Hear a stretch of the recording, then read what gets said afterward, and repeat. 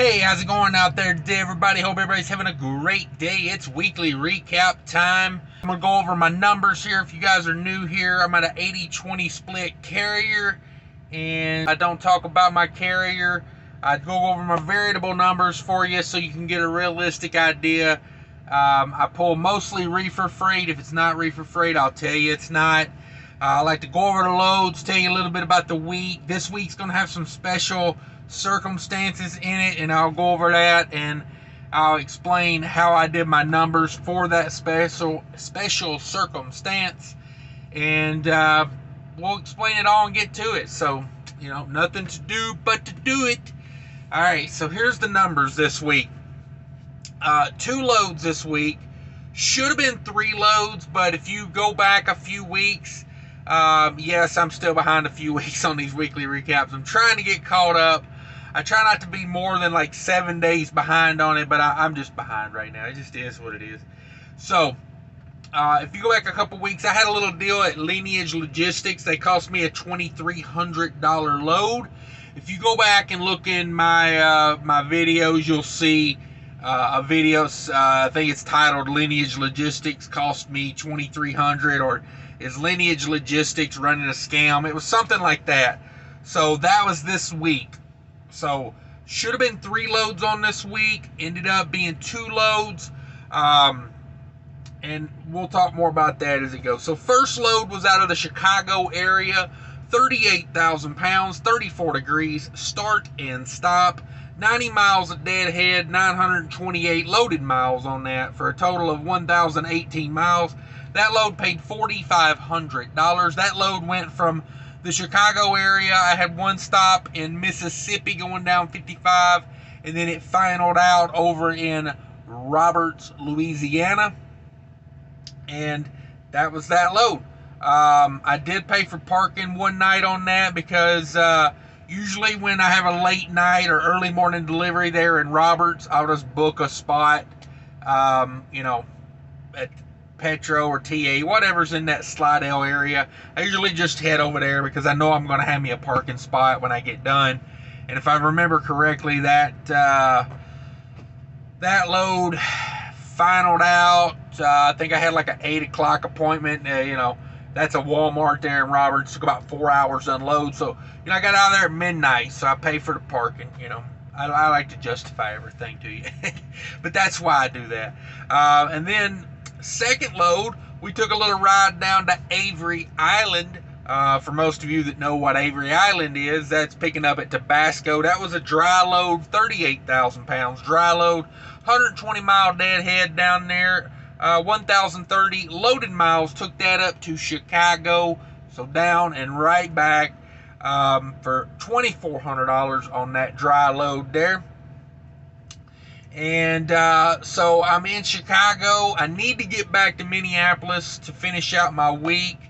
And so what happened was I sit there at Lineage. Like I said, go check out that video. If I can remember, I'll put a link to the video up here right now. But if I can't remember it, it won't be there. So, but basically, I booked a great load, a banger, $2,300 from University Park, Illinois, with a stop in Wisconsin, and final out over in Hopkins, Minnesota.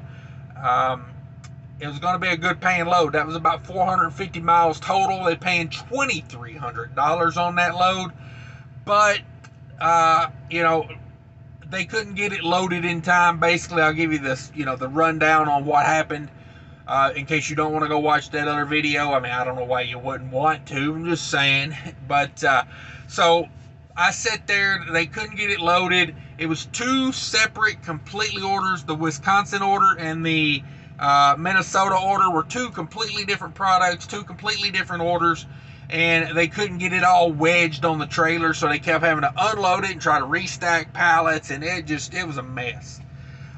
So basically, they made me miss my appointments for the deliveries. I sat there so long, I'd already missed the first appointment, then I ended up missing the second appointment. So I told them just take the freight off the truck, because at that point they were saying that Final Unify over there in Hopkins was saying, we can't unload you to Tuesday, and this was on a Friday. So I said, no, I can't set on a $2,300 load for 4 or 5 days, because I've got a great customer load out of Minnesota that I gotta make sure I'm there to get Monday. So I was like, and I was supposed to be home this weekend.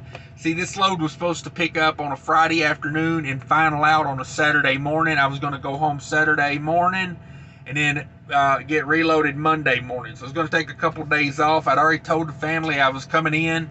I had a doctor's appointment early Monday that I had to get taken care of, and I just couldn't afford to goof around on Lineage Logistics not handling their business. Now, here's where I'll put some discrepancy in my week, is on that. If I hadn't told the family I was going to be home, and once I tell them I'm going to be home, stupid Lineage Logistics is not going to keep me from being there. So I deadheaded the 400 miles, 420 something miles to the house.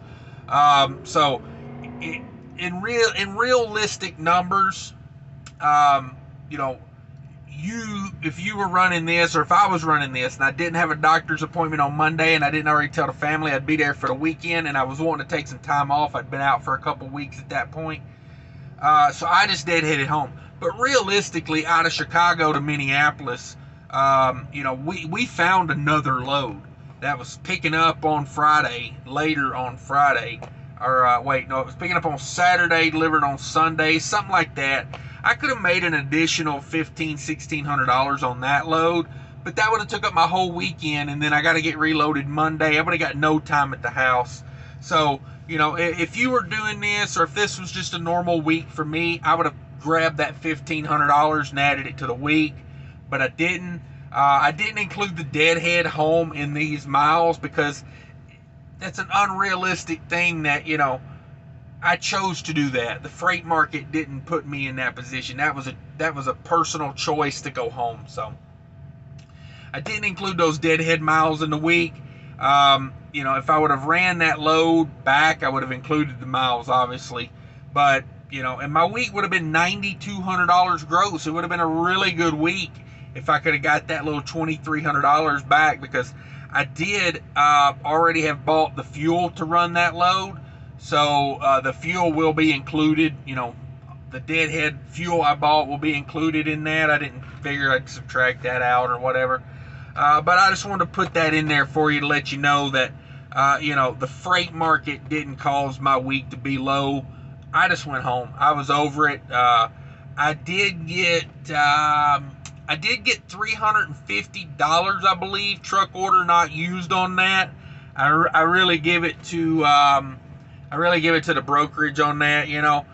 I didn't expect to get anything because it was my choice. I told them to take the freight off, and for them to give me $350 truck order not used, I was pretty happy with it, because I'm like, that pays for my fuel just to run home. And honestly, I may have lost a little bit, putting money in for the maintenance account and whatnot, but at some point, you just want to go home, and I just went home. So that was the week. That's how it all broke down. The Tabasco load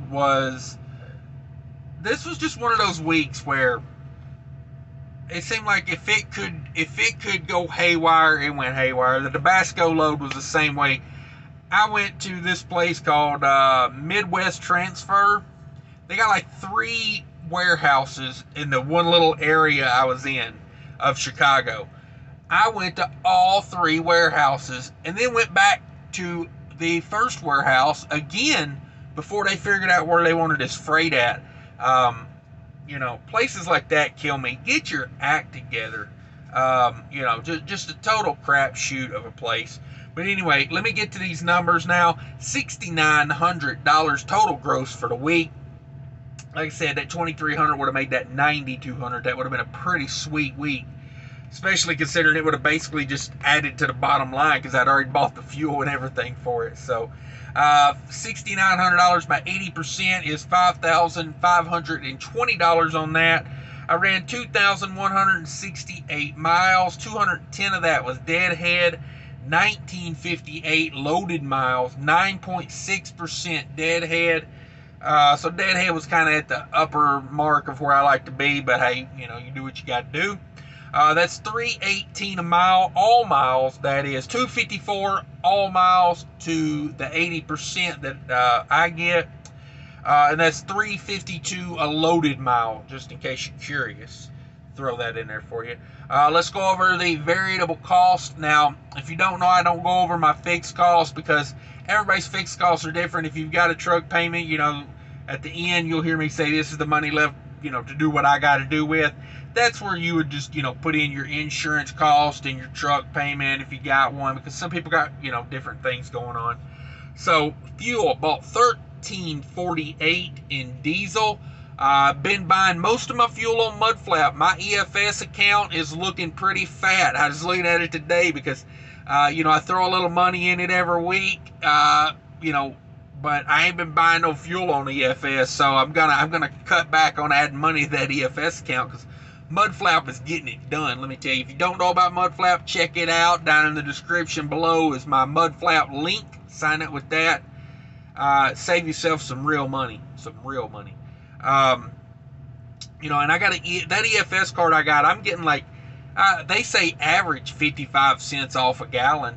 And that's about right. I mean, I've had it, 55, 60 cents off a gallon at major chains, and Mudflap still beats it. Even with that 50-cent discount, Mudflap still beats it. So $13.48. Let me move this so I can put some numbers up here. $13.48 in diesel fuel, $48 in reefer. That's pretty low on reefer, but all I had was that 134-degree start and stop reefer load. The rest was dry load. And then, then we hauled sailboat fuel on the way home. $27 in def, $13 in scale. I did scale that first load, but the Tabasco being a dry load, very uniform. I didn't even scale that. $35 in parking. I did pay for parking twice on that week. $91 in tolls for a total variable cost of $1,562. We bring over my 55.20, my 80% cut. We subtract the 15.62, and that leaves me $3,958 to do what I have to do with. Boy, that 2,300 would have been sweet to just throw right on top of that. That would have probably been about another $1,500 straight to my wallet if I could have done that load. But it's not, and whatever. Sometimes it's better just to hold your ground and tell lineage to stick it where the sun don't shine. But anyway, guys, that's the week. Thanks for watching Weekly Recap. If you made it this far, give me that thumbs up, please. If you're not a channel subscriber, think about subscribing. Come join me for a live show. We're going to get back on doing a bunch of live shows. Kind of been taking a little break on that, but we're going to get back to it. Thanks everybody for watching. Take care of each other out there.